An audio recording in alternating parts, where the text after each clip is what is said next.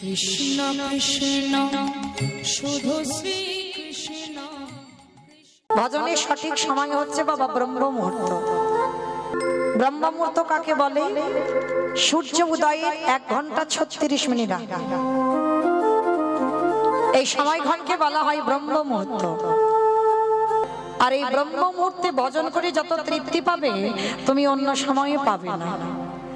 দেখবেন অন্যান্য সময়ে অনেক বাবা অনেক সেবা পূজা হচ্ছে, আরতি হচ্ছে, কিন্তু এই যে ভোরের মঙ্গল আরতি এর পরিবেশটা যেমন থাকে অন্যান্য সময় এমন পরিবেশ তুমি পাবে না, একেবারে শান্ত। আর যারা না সতী সাধ্যী রমণী হয়, এখানে তো আমরা সবাই বউ, আমরা স্ত্রী, সহধর্মিণী বা অর্ধাঙ্গিনী সবাই নয়। এতগুলো নারীর মধ্যে বাবা একটা মিলবে কি তা সন্দেহ। সহধর্মিণী যে হবে তার চলাফেরা, তার বলা, তার চরিত্র সবটাই আলাদা পাবে না, সবার সঙ্গে মিল তাদের পাবে না, সবটাই আলাদা হবে। তো এই অনুসূয়া মা প্রতিদিন ভোরের বেলা ঘুম থেকে উঠতো, ভোরের বেলা উঠে আগে গঙ্গা স্নান। এখন যেমন বাবা ঘরে ঘরে সাবমার্শাল, ঘরে ঘরে টিউবওয়েল, কিন্তু তখনকার দিনে সবাই পুকুরে স্নান, বেশিরভাগ গঙ্গা স্নান এখনো আছে। যখন আমরা ওই বাঁকুড়ার দিকে কীর্তনে যাই না, এখনো মেয়েরা ঘরে যত কল থাকে না কেন ঘরে স্নান নয়, সব সেই পুকুর ঘাটে একসঙ্গে স্নান, মানে একটা পুকুরে সবাই মিলে স্নান হয়। এখনো আছে অনেক অনেক জায়গায়, অনেক অনেক জেলা। তো এই অনুসূয়া মা প্রতিদিন ভোরের বেলা স্নান করতে যায়। আর মায়েরা মনে রাখতে হবে, আমরা নারী জাতি তো পা ফেললেই অপরাধ। নারী জাতিরা অশুচি বেশি। রাত্রিতে শয়নে থাকবে মানে তুমি অশুচি। সকালবেলা এই রাত্রিবেলা ঘুমালাম মানে অশুচি হয়ে গেল, অশুদ্ধ হয়ে গেল। সকালবেলা আগে স্নান। এখনো অনেক আছে মাসে বেলা 12টা গড়িয়ে যাবে, রান্না বান্না সব সেরে নেবে, তারপরে স্নান।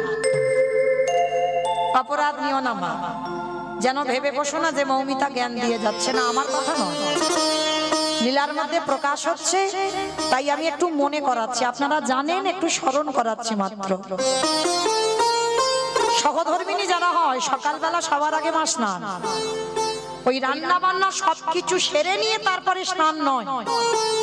অনেকে দেখি তো বলে আবার ওই উনানে টুনানে রান্না হবে। যারা অনেকে আছে না বলে ওই গরম টরম হবে, একেবারে রান্না টান্না সেরে স্নান করে ঠাকুরের গুনে গুনে 2টো নকুল দানা দেব, তারপরে আমি খাবো।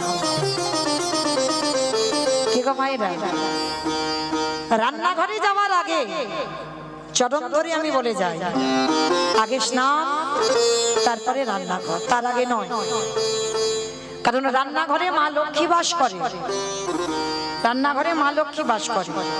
আর যেখানে লক্ষ্মীর বাস সেখানে যেতে গেলে বাবা তোমাকে আগে সকালে স্নানটা করতে হবে, তারপরে তুমি অন্য কর্ম করবে, তার আগে নয়। কারণ তুমি রাত্রিতে ঘুমিয়েছিলে বাবা, তুমি তো জানতে পারছো নি, যদি তোমার প্রাণটা চলে যেত তুমি অশুদ্ধ হয়ে যেত, অশুচি হয়ে যেতে। ওই জন্য সকালবেলা উঠে তুমি যতই তুমি বাসি পোশাক ছাড়ো না কেন, স্নানটা না করলেই তুমি শুদ্ধ নও। তো আজকে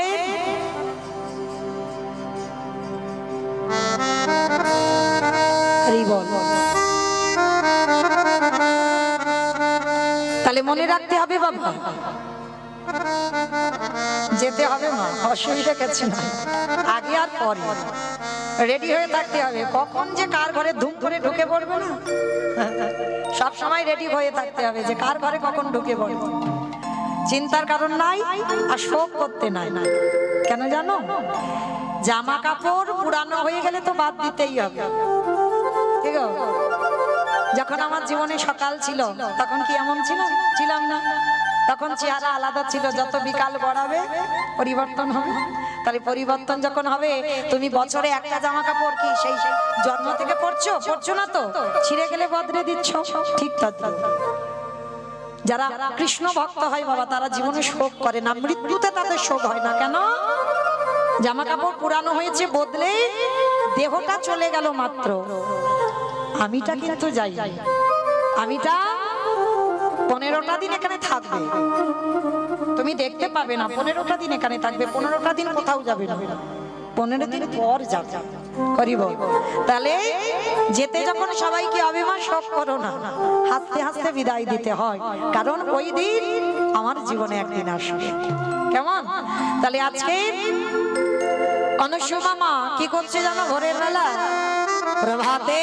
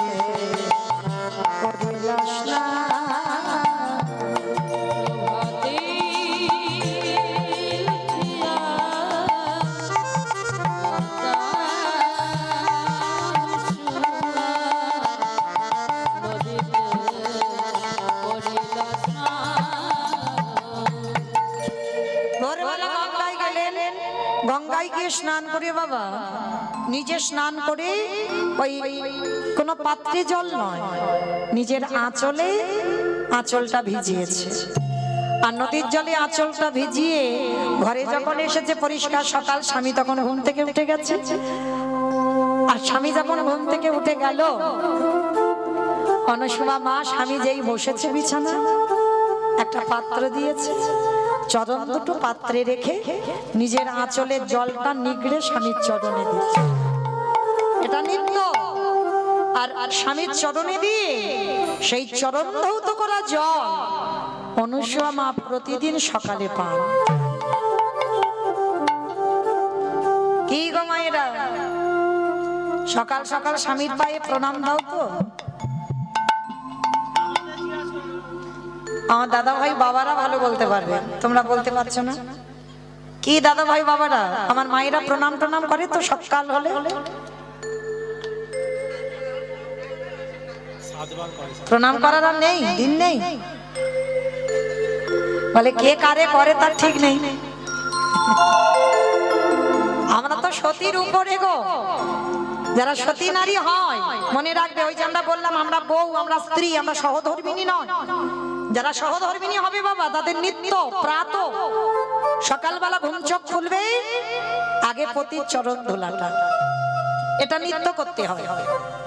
যেটা মা পদ্মাবতী করত প্রতিনিয়ত, জয়দেব গোস্বামী চরণ ধুলাটা সবার আগে। তো মনে রাখবে মা, একটা কথা বলে যায়, ডাক্তার বৈদ্য কবিরাজ করে যদি অসুখ শরীরে ভালো না হয়, আমি একটা টোটকা বলে যাচ্ছি, প্রতিদিন একটা মাস করে দেখো, ভক্তি ভরে, কিন্তু কোনো ছেলে খেলা করে না, ভক্তি ভরে। তুমি যদি ভেলোর চেন্নাই ফেরো দাও, ভক্তি ভরে একটু স্বামীর চরণ ধৌত করা জল পান করে দেখো। এক বোতল করে খেতে হবে, এক বোতল করে খেতে হবে না, একটু করে খেলে হবে। তবে হ্যাঁ বাবা, একটা কথা বলি, সে যেন স্বামী হয়, আসামি যেন না হয়। শুধু আমার মায়েদের বলবো এটা তো নয়, আমার বাবাদেরও তো বলতে হবে, স্বামী হতে হবে। বেশ, বলে দিই বাবা। এই যে আমি যেমন বলছি সহধর্মিণী কে কাকে বলে, যে স্বামীর ধর্মের কাছে সাহায্য করে, স্বামীকে কৃষ্ণ ভজনে ঠেলে দেয়। আর স্বামী কাকে বলবো, যে ধর্মকে আঁকড়ে ধরে বসবে বাবা, শুধুমাত্র কৃষ্ণ চরণের দাস। শয়নে স্বপনে নিদ্রায় জাগরণে হা গৌর হা কৃষ্ণ ছাড়া যার কোনো আর কিছু চিন্তা ভাবনা থাকবে না, যে জড়জগতের ভাবনা কোনোদিন করবে না, যে আমার ব্যাংকে টাকা জমিয়ে রাখতে হবে তারপরে আমার ভবিষ্যতের চিন্তা, এ স্বামী নয়। চলার মতো বাবা, গীতাই বলছে চলার মতো তোমার সংসারে তোমার রোজগার করতে হবে। চলার যদি অধিক হয়ে যায়, ভগবান যে কোথা থেকে কেড়ে নেবে বাবা, তুমি কল্পনাই করতে পারবে না। ভগবান বলছে না, দিয়ে ধন বুঝে মন। পরেরটা বলবো না বাবা, সবাই জানে কি দরকার আমার বলা, তাহলে আপনারাই বলেন।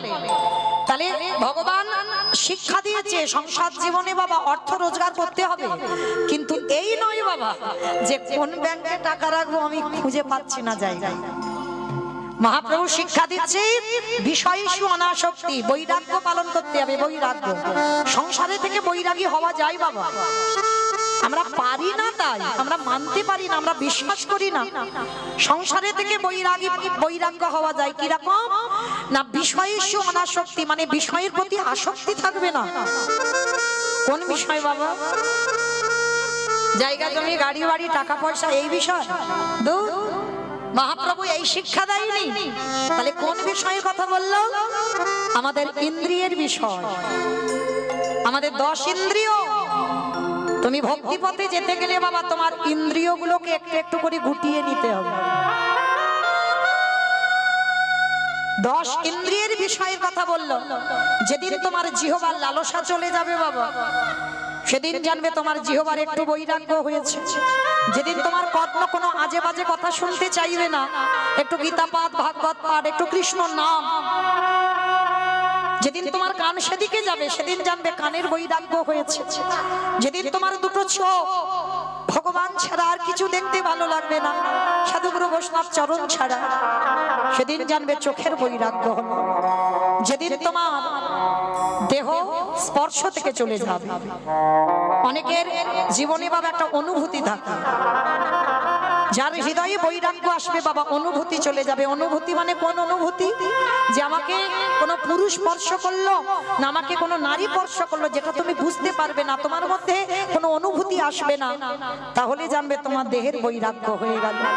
আর যেদিন তোমার মন সব চিন্তা থেকে দূরীভূত, যে আমার ছেলে আছে, আমার ছেলের জন্য টাকা জমাতে হবে, তুমি জমাবার কে? তুমি ভাববার কে? যে ভাববার মালিক সে বসে আছে। প্রথমেই বলেছি কর্ম যদি ঠিক হয়, তোমাকে ভাবতে হবে না তোমার ছেলের জন্য, তোমার ছেলের কর্ম তোমার ছেলের ভবিষ্যৎ গড়বে। তাহলে এই সংসার জীবনে থেকে যদি কারোর জীবনে এমন আসে, তাহলে সেই জানবে আমি সংসারে থেকে বৈরাগ্য পালন করছি। দেহটা সংসারে আছে, ছেলে পুত্র পরিবার সবাইকে নিয়ে চলছি, কিন্তু আমি বৈরাগ্য। আমার গায়ে এই বিষয়ের বাতাস, এই অট্টালিকার বাতাস আমার গায়ে লাগছে। এই রকম যদি কেউ স্বামী হয়, সেই স্বামীর চরণ ধৌত করা জল পান করে দেখবেন। তা অনুসূয়া মা প্রতিদিন নিত্য ওই অত্রিমণির চরণ ধৌত করা জল পান করছে।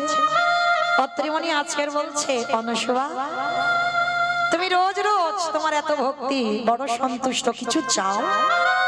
স্বামী, আমার তো চাওয়ার একটাই জিনিস, জীবনে এই দেহে প্রাণ থাকা পর্যন্ত আমি যেন তোমাকে এইভাবে সেবা করতে পারি। বলে অনুসূয়া সেটা তো তোমার আছে, আর কিছু চাও? বলে না স্বামী, আমার তো আর কিছু চাওয়ার নেই। ঠিক আছে, তুমি যখন চাইছো না আমি দিই, আশীর্বাদ দিলাম অনুসূয়া, তোমার এই ভক্তিতে একদিন না একদিন ব্রহ্মা বিষ্ণু মহেশ্বরকে তুমি তোমার কোলে পুত্র রূপে লাভ করবে। পত্রমণি যেমন তেমন মনি নয়, আশীর্বাদ দিয়ে দিল। আর যেই না আশীর্বাদ দিয়ে দিল, অনুসূয়া বলছে বেশ। নারদ মুনি জানালা দিয়ে দর্শন করে মনে মনে ভাবছে, ওরে বাবা, প্রভু আর আমার কোথাও যেতে হবে না, পেয়ে গেছে, পেয়ে গেছে আমি সতী। সতী যদি কেউ থাকতে হয়, এই অনুসূয়া মাই হলো সতী। তবে ঠাকুর এখন আমি কিন্তু তোমার কাছে যাব না, এখন আমার একটা কাজ আছে। আমার নারদের একটা অভ্যাস খারাপ আছে, কি বলতো? একটা অভ্যাস খারাপ, কি গো? লাগান ভাগান, লাগান ভাগান অভ্যাস না? তাই বা আচ্ছা, আমার নারদের বাহনটা কি গো? হাই দেখো না কি ইঁদুর, কত গণেশের বাহন। বাবা ঢেকি বাবা ওষুধ খেয়ে চাঙ্গা হয়েছে। এসো, আমার ঢেকিটা অসুস্থ ছিল, একটু চাঙ্গা মতো হয়েছে। বাবা ঢেকি, চলো একটা জায়গায় যেতে হবে। আমি নারায়ণের কাছে যাব না, তাহলে যাব কোথায়? বাবা ঢেকি রে, ও চলে না বাবা ব্রহ্মলোকে যাই। বাবা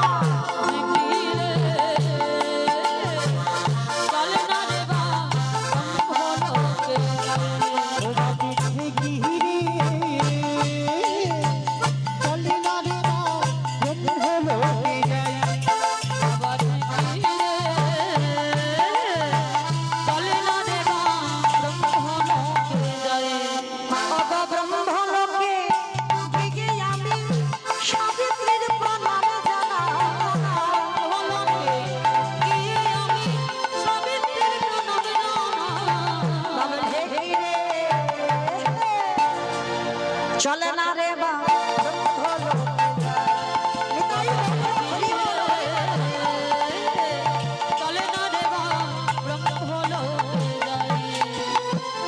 বাবা ঢেকি বস। ব্রহ্মলোকে গেছে, মা সাবিত্রীর কাছে নারদ গিয়ে দাঁড়িয়েছে। সাবিত্রীর কাছে গিয়ে দাঁড়িয়ে হচ্ছে, ওমা মা গো, বড্ড খিদে পেয়েছে, তাড়াতাড়ি খেতে দাও, খেতে দাও, খেতে দাও, আমার পেটটা যেন আগুনের মতো জ্বলছে। মা সাবিত্রী তাড়াতাড়ি করে যা অন্ন ব্যঞ্জন করেছে, পারসটা সাজিয়ে নারদকে খেতে দিয়েছে। নারদ খাওয়ার পরে মা জিজ্ঞেস করছে, বাবা নারদ কিরম রান্নার স্বাদটা হয়েছে বাবা? বলে মা হয়েছে, কিন্তু ওই মট্টধামের অনুসুয়া মার মতো নয়। এই গো মায়েরা, একটা পুরুষকে হিংসে করে না, না করে না নয়, আজকাল করে, কিন্তু একটা নারীকে হিংসে বেশি করে, পারে না? একটা নারীকে হিংসে করে, দেখবে সব থেকে বেশি। তা এইবার যেই না একটা নারীর কাছে আর একটা নারীর প্রশংসা, ধরো স্বামী কলকাতায় গেছে কোনো কাজে, রাত্রিবেলা ঘরে এসেছে, এসে যদি বলে মৌমিতা একটা মেয়ে দেখেছি না, কি সুন্দর দেখতে, জানো মাথায় কি লম্বা লম্বা চুল, কত সুন্দর বেনি করা, আর কি তার অঙ্গের রং যেন ফেটে পড়ছে। যদি রাত্রিবেলা এসে বউয়ের কাছে গল্পটা করে, কিরকম হবে বলো তো? কি গো, এত সুন্দরী যখন দেখলে তো আমার কাছে এলে কেন? সেখানে তো থেকে যেতে পারত। কি গো মা বলবে না? এগুলো কি বলে? হিংসে বলে না? আমরা কি হেসে উড়িয়ে দেবো? উড়িয়ে দেবো না, সঙ্গে সঙ্গে প্রত্যেকটা নারীর প্রশ্নের প্রত্যুত্তর এটাই হবে, থেকে যেতে পারতে এলে কেন যদি সুন্দরী হবে এত? তা আজকে অনুসুয়া মা যেই না কথা বলেছে, মা রান্না হয়েছে কিন্তু অনুসুয়া মার মতো নয়। মা সাবিত্রী রেগে গিয়ে বলল, কি আমার থেকে একটা মর্তের মেয়ে ভালো রান্না করে? হ্যাঁ, তোর এত বড় স্পর্ধা? আমি সাবিত্রী, আমি ব্রহ্মলোকে বাস করি, আর আমার থেকে একটা মর্তের শিখিয়ে অনুসুয়া আমার থেকে রান্না ভালো? এক্ষুনি তোকে আগুনে একেবারে ভস্মীভূত করে দেব।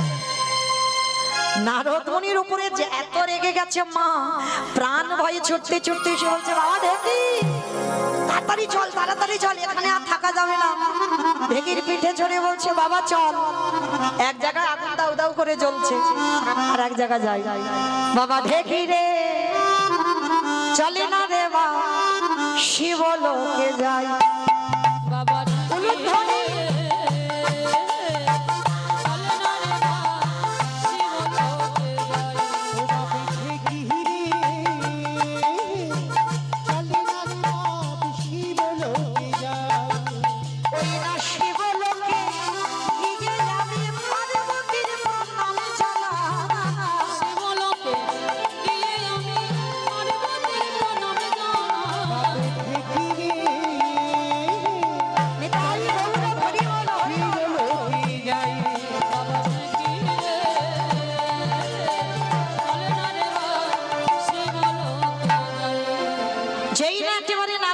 ঢেকিকে রেখে শিবলোকে গিয়ে বলছে, মা জগৎ জননী দুর্গা 10 হাতে রান্না করেছে। ওই একই কথা বলছে, আমা খিদে পেয়েছে খেতে দাও। মা 10 হাতে দিয়েছে, বলে বাবা কিরম হয়েছে রান্নার স্বাদ? বলে মা হয়েছে, কিন্তু সেই মর্তের অনুসু আমার মতো টেস্ট হয়নি।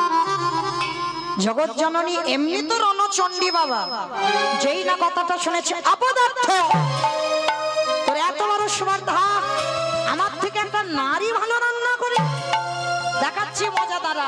ত্রিশূলটা তুলেছি একা খাই। নারদ কোন রকমে প্রাণটা বাঁচিয়ে নিয়ে বেরিয়ে এসেছে। বাবা ঢেকি, বাবা ঢেকি রে। দুই জায়গায় আগুন দাউ দাউ করে চলছে, আর একটা জায়গায় আগুন লাগালেই শেষ।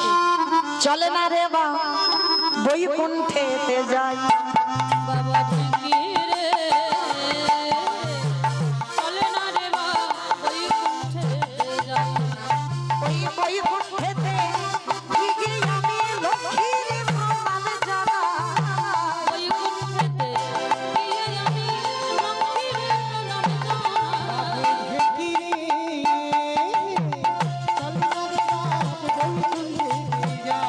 বাবা ঢেকি রে, চলে না রে মা বৈকুণ্ঠে যাই। যেই না একেবারে ঢেকির পিঠে চড়ে একেবারে বৈকুণ্ঠে মা লক্ষ্মীর কাছে গিয়ে একটাই কথা বলেছে। মা লক্ষ্মী রেগে গিয়ে বলল কি, আমি মা লক্ষ্মী যে রান্নাঘরে না যাই তার রান্নার স্বাদ জীবনে ভালো হয় না, আর তুই কিনা বলছিস আমার থেকে একটা মর্তের মেয়ে। কোন রকমে নারদ ওখান থেকে ভয়ে বেরিয়ে এসে বৈকুণ্ঠপতি নারায়ণের চরণে বসে আছে। আর এদিকে তিন দেবী এক জায়গায় বসেছে, মা লক্ষ্মী, মা সাবিত্রী, মা দুর্গা। তিন দেবী এক জায়গায় বসে আলোচনা করছে। দিদি, দিদি রে, তোর কাছে এসেছিল? আরে বলে নারদ এসেছে, ওই এসেই একটাই কথা বলে যাচ্ছে, বলে অনুসুয়া নাকি ভালো রান্না করে। জগৎ জননী মা রেগে গিয়ে বলছে তাহলে তো একবার দেখতে হয় কে এই অনুসুয়া, কেমন তার রান্না, আর কি করে আমায় খাইয়ে উদর ভর্তি করতে পারে। মহামায়া তার ছলনা করে ছদ্মবেশে একটা সাধু বেশ ধারণ করে, বৈষ্ণব দেব ধারণ করে অনুসুয়া মার কাছে এসে আঁচল পেতে বললেন, অনুসুয়া ভিক্ষাং দেহি। যেই না বললো ভিক্ষাং দেহি, অনুসুয়া মা বেরিয়ে এসেছে, আসুন ভিক্ষা দে মা। বাবা এখন আমার পতি সেবা যে হয়নি, তো পতি সেবা হয়নি তো কি হয়েছে, আমাকে সেবা দে তারপরে দিবি না। বাবা ওটা তো আমার নিয়ম নয়, আগে আমার পতি সেবা হবে তারপরে আপনাকে সেবা দেব। অসম্ভব, আগে অতিথি সেবা তারপরে পতি সেবা। বলে বাবা ওটা তো সবার জন্য, কিন্তু আমার আগে পতি সেবা। পতি সেবার বাইরে আমি কিছু করি না। জগৎ জননী মহামায়া রেগে লাল হয়ে যাচ্ছে, মনে মনে ভাবছে এত বড় স্পর্ধা, আগে অতিথি সেবা না দিয়ে আগে পতি সেবা, এ কেমন নারী। তথাপি আজকের আমি পরীক্ষা নেব, দেখবো কি করে আমায় সেবা দেয়। পত্রীমণি বলছে অনুসুয়া আজ আমার মনটা যেন কেমন কুগাইছে, যাও না আজকের অতিথি সেবাটা আগেই দাও। না শাশা, ওটা তোমার কথা তুমি বলেছো ঠিক আছে, কিন্তু যেদিন আমার বাবা তোমার হাতে দিয়েছে সেদিন থেকে আমার সংকল্প আগে আমার পতি সেবা। পতি সেবা দিয়ে এইবার মহামায়ারূপী অতিথিকে সেবা দিয়েছে বাবা। আর যেই না মহামায়ারূপী অতিথিকে সেবা দিল, যা যা অন্নবঞ্জন ছিল ঘরে মহামায়া মায়ার দ্বারা সবকিছু খেয়ে নিয়েছে। আর খেয়ে নিয়ে বলছে আরো দে, আরো দে, আমার এখন উদর ভর্তি হয়নি, আরো দে। অনুসুয়া আমার মনে মনে ভাবছিটা কি করে সম্ভব, আমি এক হাড়ি অন্ন ব্যঞ্জন সব দিয়ে দিলাম, এ তো কোনো মানবী নয়, এ মনে হয় কোনো দানবী বা কোনো দেবী কেউ এসেছে আমাকে পরীক্ষা করতে। এত খাবার তো মানুষ খেতে পারে না। স্বামীর কাছে গিয়ে অনুসুয়া বলছে স্বামী বুঝতে পারছি না কে খেতে বসেছে, এত খাবার দিচ্ছি তবু উদার ভর্তি হচ্ছে না। পত্রীমণি বলে বললেন অনুসুয়া আমি বারবার তোমাকে নিষেধ করেছিলাম, তুমি একটা দিন আগে অতিথি সেবা দিয়ে তারপরে পতি সেবা দাও, তুমি তো শুনলে না আমার কথা। এবার তুমি কি করবে তুমি নিজে বুঝে নাও। বেশ, তুমি যখন ছেড়ে দিলে দেখো এবার কি করবে। স্বামীর হাত থেকে কুমণ্ডলীর জলটা নিয়েছে, জলটা নিয়ে পতির চরণ ধুলাটা মাথায় নিয়ে শূন্য হাঁড়ি, চাল ডাল নেই, কাঠও নেই ঘরে, শূন্য হাঁড়িটা উনানে বসিয়েছে। মনে রাখবে মা, অনুসুমা মা স্বর্গের কোনো দেবী নয়, একটা সাধারণ নারী, একজন মুনি পত্নী। আর একজন নারী হয়ে তার কত শক্তি দেখো, পতি সেবা করে, স্বামী সেবা করে। শূন্য হাঁড়ি, কোনো চাল আলু কিছু জল টল কিছু না, শূন্য হাঁড়িটা বসিয়েছে উনানে। কুমণ্ডলীর জলটা নিয়ে একটাই মন্ত্র, ওম পতি পরমেশ্বরায় নমঃ, ওম পতি পরমেশ্বরায় নমঃ, ওম পতি পরমেশ্বরায় নমঃ, ওম পতি পরমেশ্বরায় নমঃ, ওম পতি পরমেশ্বরায় নমঃ, ওম পতি পরমেশ্বরায় নমঃ।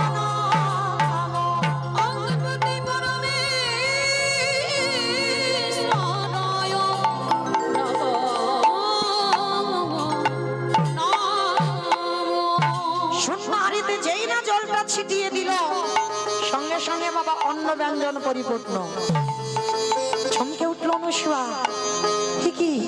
কি করে সম্ভব হলো? একটা মন্ত্রী অন্ন ব্যঞ্জন। তাড়াতাড়ি করে মহামায়াকে সেবা দিচ্ছে, যত চাইছে অনুসুয়ার হাড়ি আর খালি হচ্ছে না। যত দিচ্ছে তত খাচ্ছে, যত দিচ্ছে খাচ্ছে, খেতে খেতে মহামায়া ক্লান্ত, আর ক্লান্ত হয়ে অন্তর্ধান হয়ে চলে গেল। যেই না অন্তর্ধান হয়ে চলে গেল, মহামায়াকে দেখে মনে মনে ভাবছে অনুসুয়া, তার মানে আমি ঠিক ধরেছিলাম, ও কোনো মানবী নয়। মহামায়া গিয়ে মা লক্ষ্মী, মা সাবিত্রীকে ডেকে বলছে, দিদি, ও নারী যেমন তেমন নয়, ও নারীর অনেক ক্ষমতা। বুঝতে পারলাম না, আমি এত খাবার খেলাম, যার ভিক্ষাই সম্ভব, সে এত খাবার দিল কি করে? তবে না না না না, আমি ছেড়ে দেব না, আমি এখনো পরীক্ষা নেব, আমি দেখব ও কি করে ও পতি সেবা করতে পারে, কি করে ও স্বামী সেবা করে। দ্বিতীয়বারে পরীক্ষা শুরু হলো বাবা। অনুসুমা মা স্বামীকে বলছে, স্বামী গো, রান্নাঘরে একটাও কাঠ নেই, যাও না একটু জঙ্গল থেকে কাঠ এনে দেবে। অনুসুমা, বেশ, তুমি যখন বলছো এনে দেব।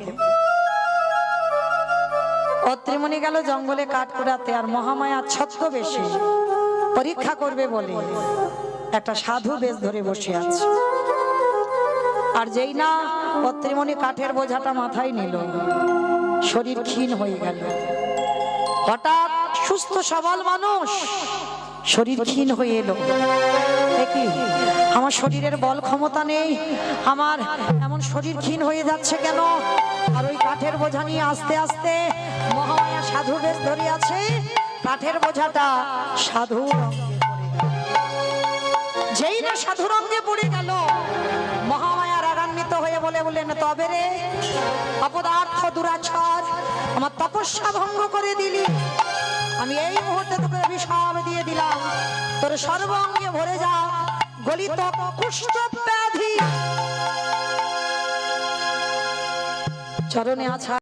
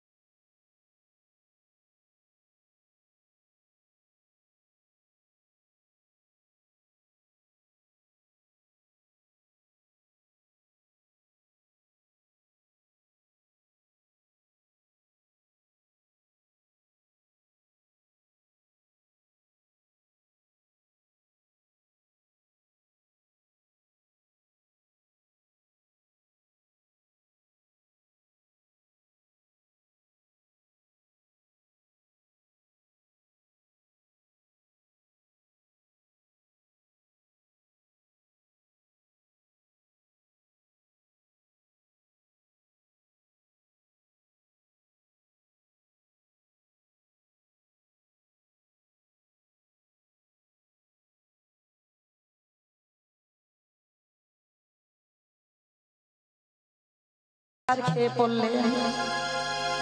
বাবা ঠাকুর, আমি ইচ্ছে করে করিনি, বুঝতে পারলাম না এই কার্ড আমি যখনই মাথায় তুলে নিলাম শরীর ক্ষীণ হয়ে এলো, বুঝতে পারলাম না কি হয়ে গেল। অভিশাপ দেবেন না, পা ছেড়ে দে, পা ছেড়ে দে, পা ছেড়ে দে।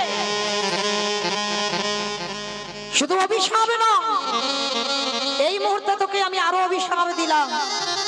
1 মাস পর সূর্য উদয়ের সঙ্গে সঙ্গে তোর মৃত্যু হবে, হবে, হবে।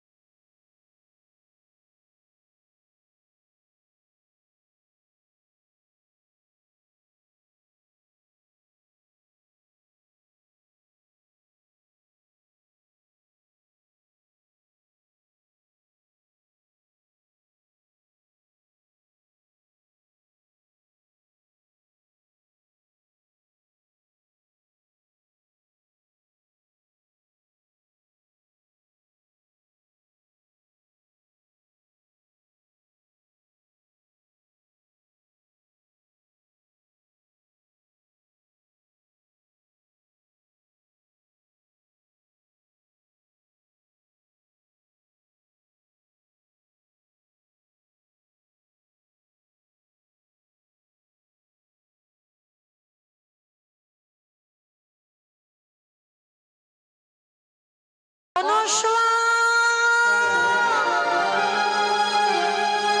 অনুসুয়া, অনুসুয়া। এ কি স্বামীর কণ্ঠস্বর? আমার স্বামী তো কোনোদিন এত আকুল প্রাণে ডাকে না। কি হয়েছে স্বামীর? ছুটতে ছুটতে রন্ধনের কাজ ফেলে দিয়ে দরজায় এসেছে, আর দরজায় এসে দেখলো আছাড় খেয়ে পড়ল ত্রিমণি। স্বামী তোমার সর্বাঙ্গে পুঁজ রক্ত কি করে হলো? অনুসুয়া, বুঝতে পারলাম না অনুসুয়া। যখনই আমি কাঠের বোঝা নিয়ে আসছিলাম, শরীর ক্ষীণ হয়ে গেল, এক সাধু রঙে পড়ে গেল।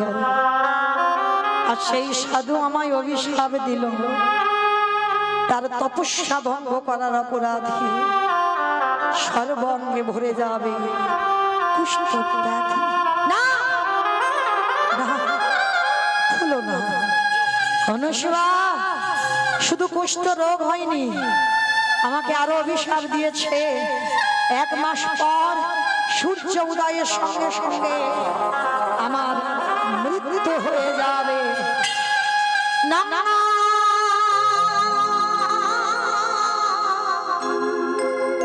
বলো না,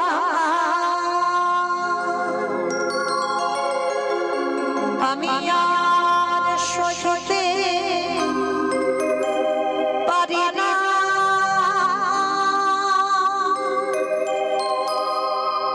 আমি না সইতে পারি না।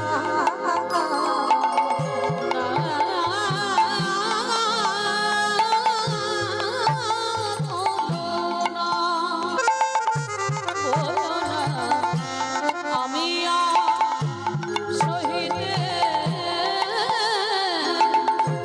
পারি না, আমি আর সহিতে পারি না।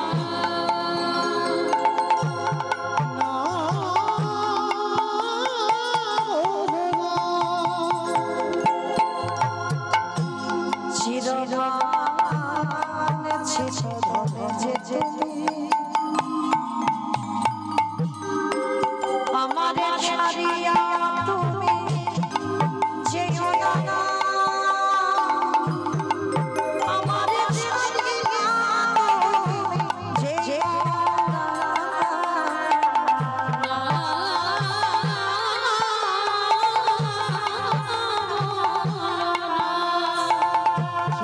চিরবাঞ্ছিত যে তুমি আমার ছাড়িয়া তুমি যেও না, আমার ছাড়িয়া তুমি যেও না।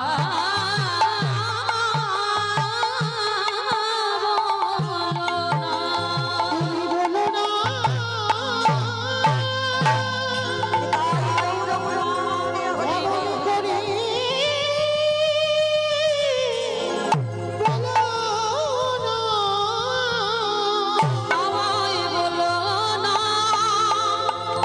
আমার কথা, বলো না। অনুসুয়া, চলে যাও, এখনো সময় আছে। তোমার বাপের বাড়ি তুমি চলে যাও। স্বামী, এটা তুমি কি বলছো? আমার বাবা অগ্নি সাক্ষী করে তোমার হাতে দিয়েছে,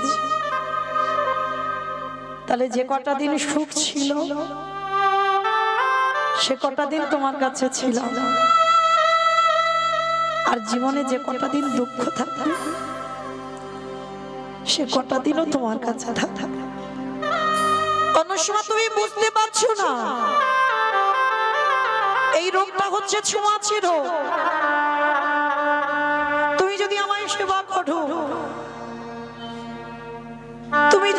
সেবা সুস্থ করতে চাও, তোমার এই ব্যাধিটা যদি হয়ে যায়,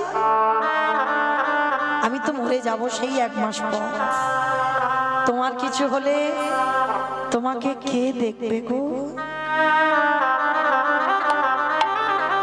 তোমার তো কেউ দেখাবে না।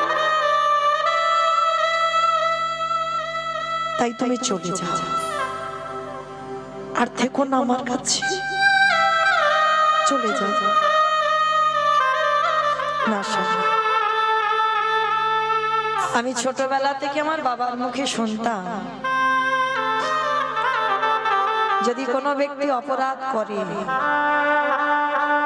সেই ব্যক্তিকে যদি সর্বতীর্থে স্নান করানো হয়,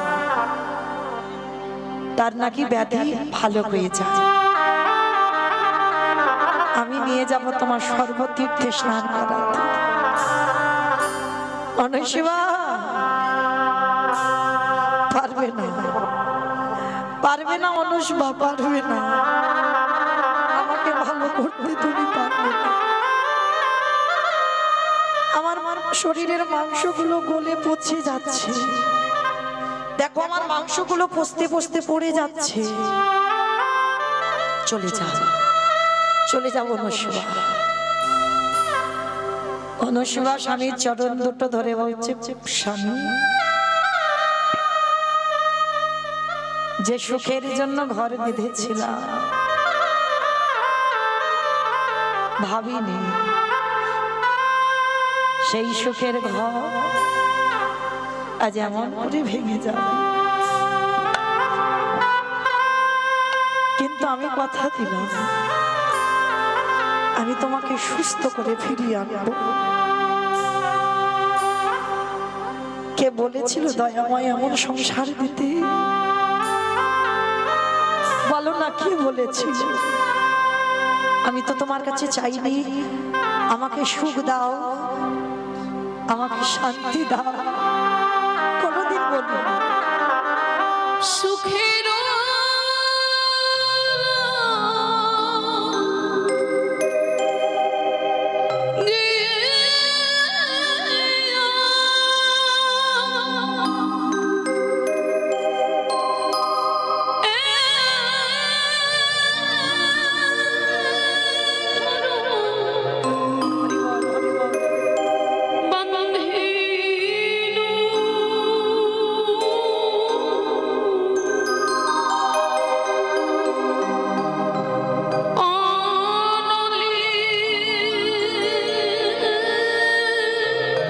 ফিরিয়ে দাও আমার স্বামীকে,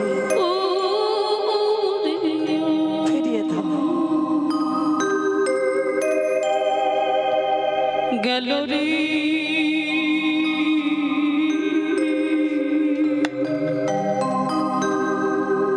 অনলি উড়িয়া কি অপরাধ করেছিলাম,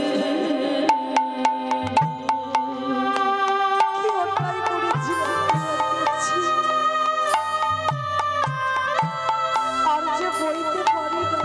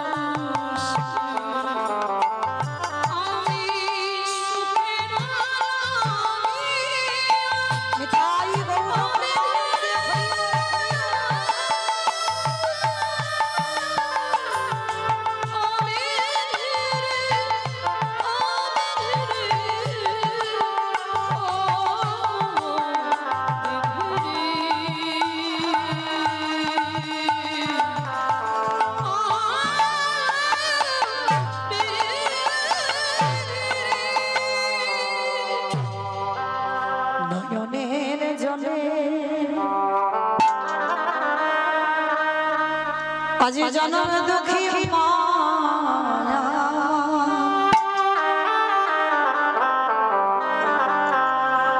ওই স্বামীকে তীর্থে নিয়ে যাবার জন্য